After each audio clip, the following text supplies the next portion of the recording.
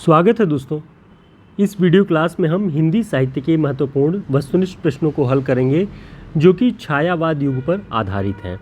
तो छायावाद से जुड़े हुए महत्वपूर्ण प्रश्नों को यहाँ पे हम ध्यान से हल करेंगे। सबसे पहला प्रश्न है, संगीत को काव्य और काव्य को संगीत के निकट लाने का सबसे अधिक प्रयास निराला जी ने किया। यह कथन किस आलोचक का है? ऑप्शन रामविलास शर्मा, रामचंद्र शुक्ल, रामस्वरूप चतुर्वेदी, बच्चन सिंह। तो इसका सही उत्तर क्या है? इसका सही उत्तर है आचार्य रामचंद्र शुक्ल। आचार्य रामचंद्र शुक्ल जी ने निराला जी के विषय में लिखा है कि संगीत को काव्य और काव्य को संगीत के निकट लाने का सबसे अधिक प्रयास निराला जी ने किया है। अगला प्रश्न देखते हैं, छायावाद ने पहले बंगला की देखा देखी अंग्रेजी ढंग की प्रगीत पद्धति का अनुसरण किया। यह कथन किस विद्वान का है? ऑप्शन नंदुलारे वाजपेयी, सुमित्रानंदन पंत, आचार्य रामचंद्र शुक्ल, डॉक्टर नामवर सिंह। तो इसका सही उत्तर क्या है? इसका सही उत्तर है आचार्य रामचंद्र शुक्ल। आचार्य रामचंद्र शुक्ल जी ने जो ये टिप्पणियाँ की हुई हैं छायावाद के विषय में या छायावादी कवियों के विषय में, वो बहुत ध्यान देने योग्य है। वे लिख रहे हैं कि छायावाद ने पहले पहल बंगला की देखा देखी अंग्रेजी ढंग की प्रगीत पद्धति का अनुसरण किया है। तो ध्यान रखेंगे, ये पंक्ति आचार्य रामचंद्र शुक्ल जी की है।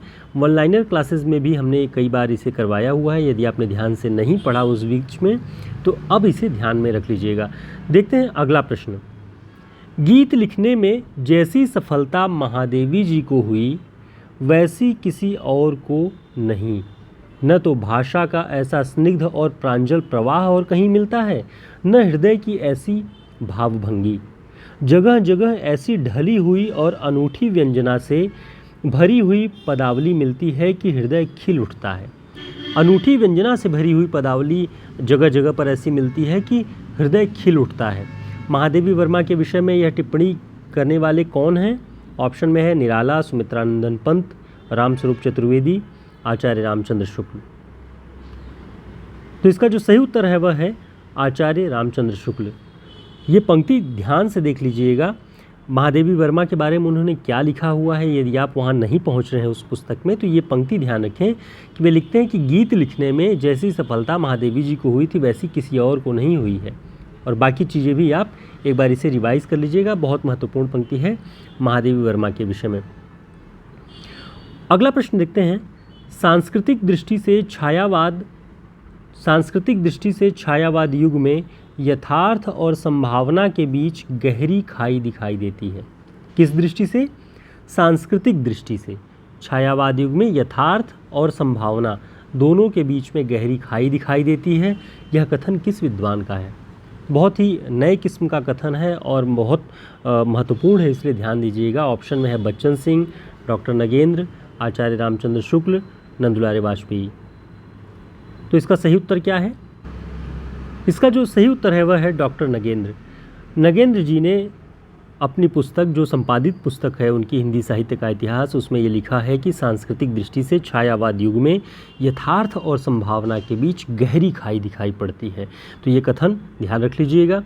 दोस्तों, हमारे टेलीग्राम और व्हाट्सएप ग्रुप का लिंक आपको डिस्क्रिप्शन बॉक्स में मिल जाएगा, उसे ज्वाइन कर लीजिएगा ताकि समय पर सूचनाएँ मिलती रहें क्लासेस की। अगला प्रश्न देखते हैं, किसने कहा कि छायावाद व्यापक रूप से देखने पर भारत के लिए अस्मिता की खोज का युग है? छायावाद व्यापक रूप से जब उसे देखते हैं तो भारत के लिए अस्मिता की खोज का युग है। ऑप्शन रामविलास शर्मा, विजय देवनारायण शाही, आचार्य रामचंद्र शुक्ल, डॉक्टर नगेंद्र। तो इसका जो सही उत्तर है वह है डॉक्टर नगेंद्र। नगेंद्र जी ने ही लिखा कि छायावाद को सीमित नहीं व्यापक रूप में देखने पर भारत के लिए अस्मिता की खोज का युग है छायावाद। तो ध्यान रख लेंगे, ये सारी पंक्तियाँ और ये सारे कथन बहुत महत्वपूर्ण हैं। वस्तुनिष्ठ प्रश्नों के रूप में आप इसे आसानी से तैयार कर सकते हैं यदि आप मूल पुस्तकों तक नहीं पहुँच रहे हैं। अगला प्रश्न है, राम की शक्ति पूजा निराला की ही नहीं संपूर्ण छायावादी काव्य की एक उत्कृष्ट उपलब्धि है। यह कथन किसने लिखा है? ऑप्शन आचार्य रामचंद्र शुक्ल, बच्चन सिंह, डॉक्टर नगेंद्र, रामकुमार वर्मा। तो यह कथन किसका है? इसका सही उत्तर है डॉक्टर नगेंद्र। नगेंद्र जी ने अपनी पुस्तक में ये बात लिखी है कि राम की शक्ति पूजा केवल निराला की नहीं बल्कि संपूर्ण छायावादी काव्य की एक उत्कृष्ट उपलब्धि है। अगला प्रश्न है, प्रसंगवश कह चुका हूँ कि महादेवी जी के काव्य में छायावाद युग की विशेषताएं नहीं मिलती हैं। ध्यान से इसे पढ़िए।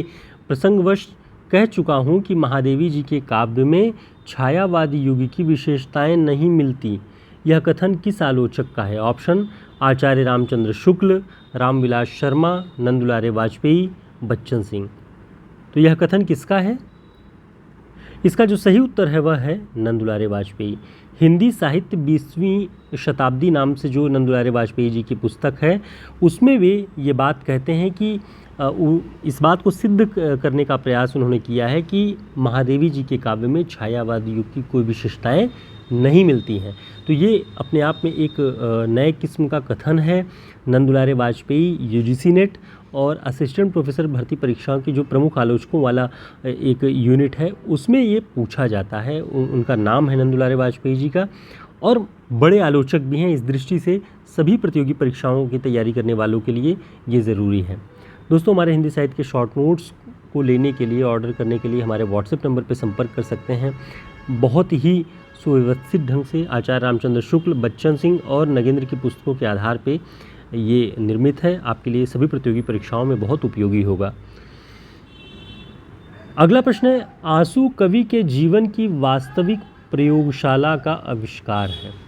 कथन है आंसू जयशंकर प्रसाद जी का कवि के जीवन की वास्तविक प्रयोगशाला का आविष्कार है। यह कथन किस आलोचक का है? ऑप्शन है आचार्य रामचंद्र शुक्ल, रामविलास शर्मा, नंदुलारे वाजपेयी, बच्चन सिंह। तो ध्यान दीजिएगा, नंदुलारे वाजपेयी जी ने हिंदी साहित्य 20वीं शताब्दी पुस्तक में लिखा है कि आंसू कवि के जीवन की वास्तविक प्रयोगशाला का आविष्कार है। तो नंदुलारे वाजपेयी से इसे जोड़ के इस कथन को ध्यान रखिएगा। अगला प्रश्न है, आचार्य रामचंद्र शुक्ल रस संप्रदाय के कट्टर अनुयायी हैं। आचार्य रामचंद्र शुक्ल रस संप्रदाय के कट्टर अनुयायी हैं। यह कथन किसने कहा है? Option doctor Nagendra, Bachchan Singh, Nandulare Vajpeyi, Ramvilas Sharma. तो इसका सही उत्तर क्या है? इसका सही उत्तर है नंदुलारे वाजपेयी। नंदुलारे वाजपेयी जी ने आचार्य रामचंद्र शुक्ल को रस संप्रदाय का कट्टर अनुयायी कहा है। अगला प्रश्न है, आचार्य रामचंद्र शुक्ल ने सच्चे स्वच्छंदतावाद का प्रवर्तक किसे माना है? ऑप्शन मुकुटधर पांडे, सुमित्रानंदन पंत, श्रीधर पाठक, महादेवी वर्मा। तो इसका जो सही उत्तर है वह है श्रीधर पाठक। आचार्य रामचंद्र शुक्ल जी ने कहा कि छायावाद नाम की जो ये काव्य प्रवृत्ति चल पड़ी, यदि ये न चली होती तो छाया रहस्यवाद या स्वच्छंदतावाद के सच्चे प्रवर्तक जो हैं वो श्रीधर पाठक ही ठहरते। तो शुक्ल जी सच्चे स्वच्छंदतावाद का प्रवर्तक श्रीधर पाठक को मानते हैं। इसे ध्यान रखिएगा। दोस्तों, ये 10 प्रश्न आपके लिए बहुत महत्वपूर्ण हैं, बहुत नए किस्म के प्रश्न हैं और बहुत ही उपयोगी पुस्तकें जो हैं, बहुत प्रामाणिक पुस्तकें हैं, वहाँ से ये सारे प्रश्न हमने आपके लिए तैयार किए हैं। जिस भी परीक्षा की आप तैयारी कर रहे होंगे उन सारी परीक्षाओं की दृष्टि से इन प्रश्नों को यदि आप अपने नॉलेज में रखेंगे, अपने रिवीजन बुक में या रिवीजन नोट्स में कहीं भी इसे रखते हैं तो आपके लिए बहुत उपयोगी होगा। छायावाद से जुड़े हुए गंभीर प्रश्न हैं ये सभी। बाकी छायावाद का प्रवर्तन काल, छायावाद के प्रथम कवि, इन सारी चीज़ों के बारे में आप सभी जानते ही हैं। इन प्रश्नों को भी अपनी तैयारी में जोड़ के रखिए। ऐसे ही और महत्वपूर्ण प्रश्नों की श्रृंखला लेकर के हम प्रतिदिन आपके समक्ष मौजूद हैं। टेलीग्राम और व्हाट्सएप ग्रुप ज्वाइन कर लीजिएगा। जो भी सूचनाएं होती हैं वो आपको समय समय पर हम वहां पर साझा करते रहते हैं। फिर मिलेंगे एक नई क्लास में। तब तक के लिए नमस्कार, शुभकामनाएं।